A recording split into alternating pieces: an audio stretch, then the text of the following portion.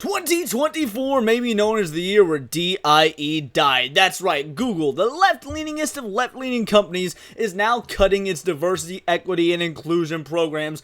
Oh, you love to see it. We're talking about the same left-leaning company that has been proven to have shadow banned stories that could cause people to vote for right-leaning candidates, or not reminding over 40% of right-wing voters to vote on election day. Yes, that Google is now rolling back some of their more diversity-driven programs, which is really great because you don't need to be a Thomas Sowell. You don't need to be a world-famous economist to realize that if you start with practices that promote, hiring people based on skin color or who they like to go to sleep with, that doesn't lead to a very sustainable business model. Welcome back to Words of Paradise. I'm your host, Leon Idle, and let's get into this article. Before we do, hit that subscribe button. We had a massive subscriber growth in 2023, and we're going to hit it even harder in 2024. Free speech in nerd culture is the ultimate speech. Let's get into it. Hit the button. Google slashes diversity programs after big promise. I mean, at the end of the day, who doesn't use Google? Every single one of us. We know it's bad. We know it tracks all of our data. We know that they are spying on us, but they have become ubiquitous with the way the world works, and now we're finally starting to see something that we can take as a win when it comes to big tech.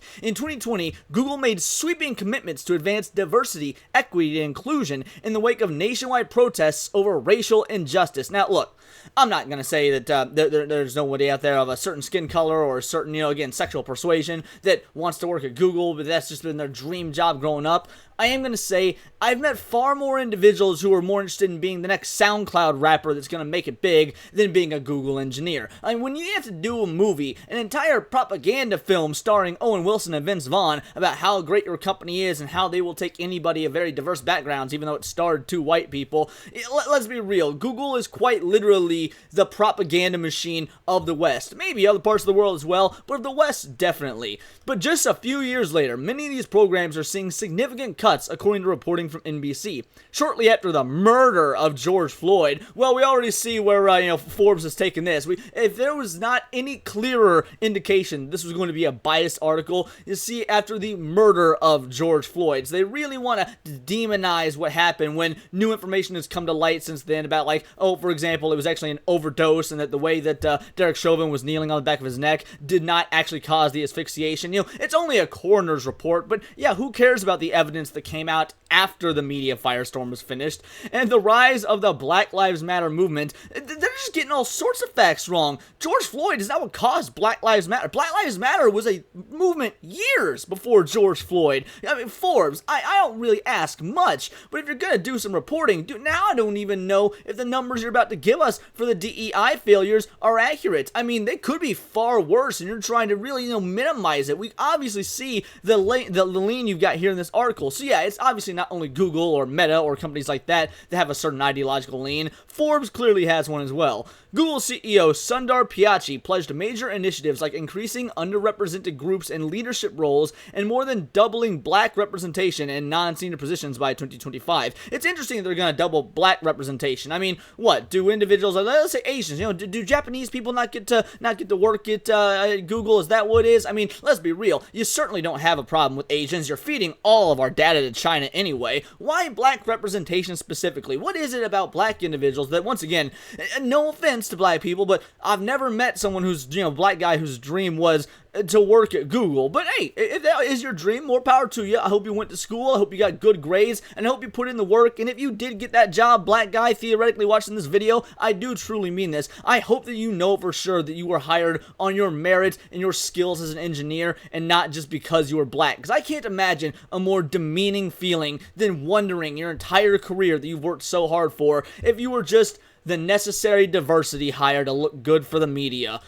Google has also aimed to improve hiring, retention, and promotion practices impacting diversity. However, CNBC has learned that Google backtracked on some key diversity programs in 2023 amid a tightening budget. Yeah, that's right. The left-leaning ideologies and the left-leaning policy that Google has fought so hard to promote, not doing them so well because now they got to tighten up their budget. They were flourishing under the previous regime, but now they're like, oh, money is tight, the economy's in the crapper, which we were largely a part of. who should we start first? Well, we can't cut the engineers, and we can't cut the people that actually keep our site up and operational. We can't cut the systems administrators. We can't cut anybody in the marketing team because people need to know who we are. Let's start with the superfluous, DEI individuals, the people in maybe HR, the people that are really marketing about how we're going to get more representation in seats. We don't need them. What do they do to actually make us money? Yeah, they do nothing. You're seeing the full effects of what people like me have been saying for literal years at this point. Notably, Google decided against hiring a new cohort for its early career immersion program for underrepresented software engineering talent next year.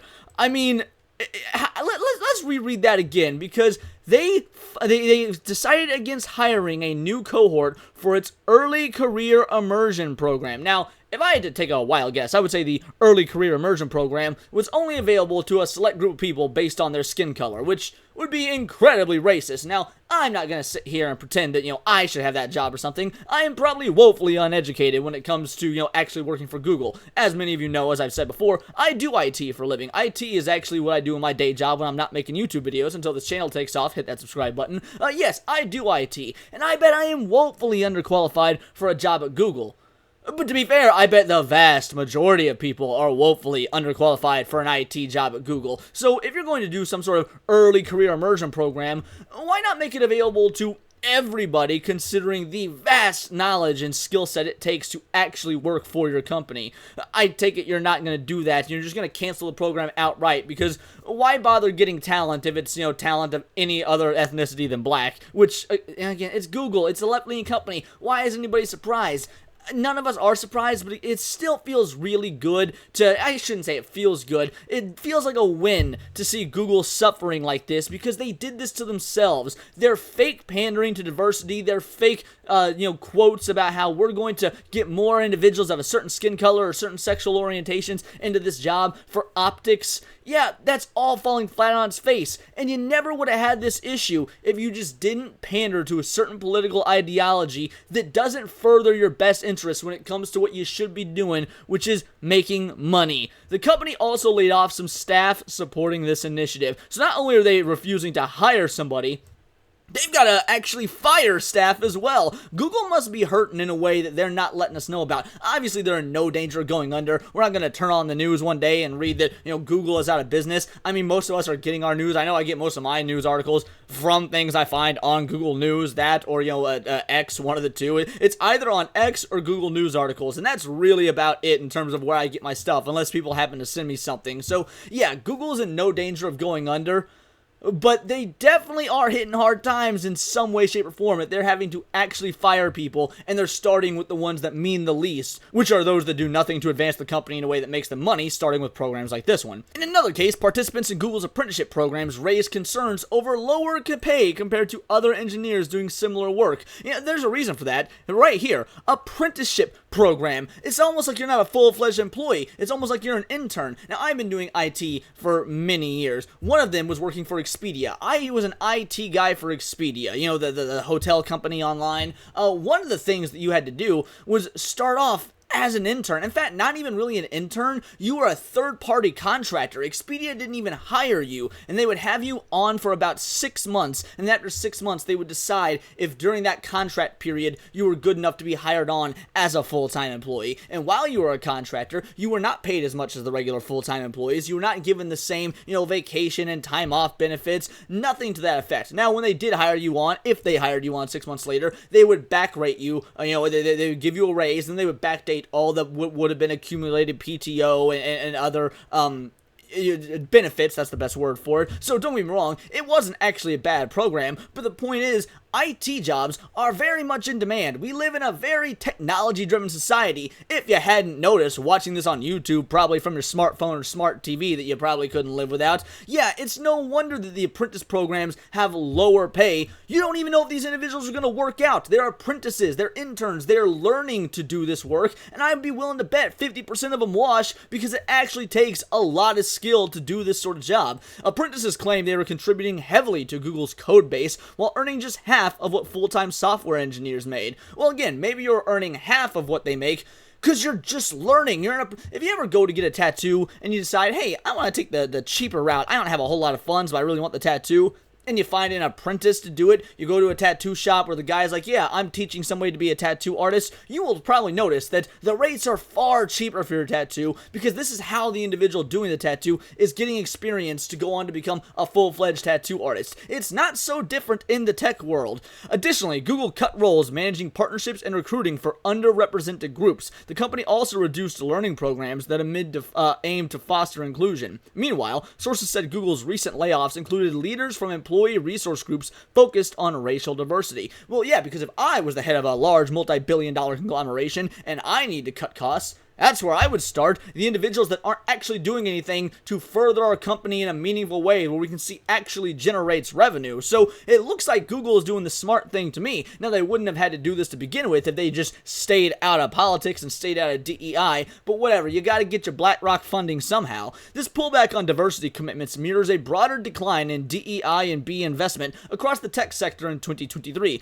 Diversity-related job postings have dropped 44% year over year per Indeed data. So that means this has actually been going on for quite a while. If it's year over year, 44%, which goes to show this was all lip service. These were all basic platitudes after the George Floyd stuff, after the riots, after the Summer of Love. Yeah, all of this going on, they were just saying this to look good to the media. They probably knew this wasn't sustainable. You don't get to be a large multi-billion-dollar corporation like Google without being somewhat good at mathematics and learning how to make money. They probably saw this was not gonna work.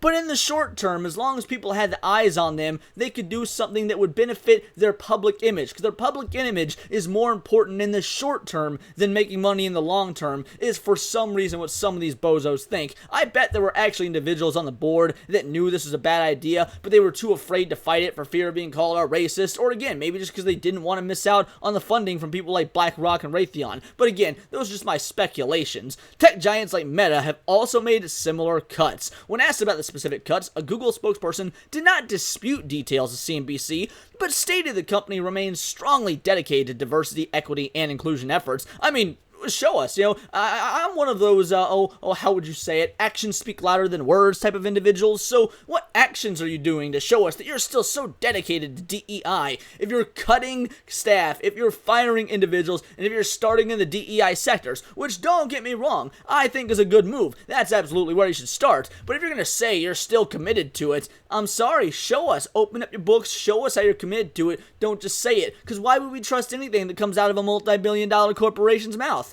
Still, experts argue this retreat comes at a critical juncture, especially with the rise of AI. If diverse talent is not included in developing artificial intelligence, it risks perpetuating deeper inequities in tech for both employees and consumers. So now they're worried that HAL 3000 is going to be racist? What does it matter what the skin color of the dude working on the AI is?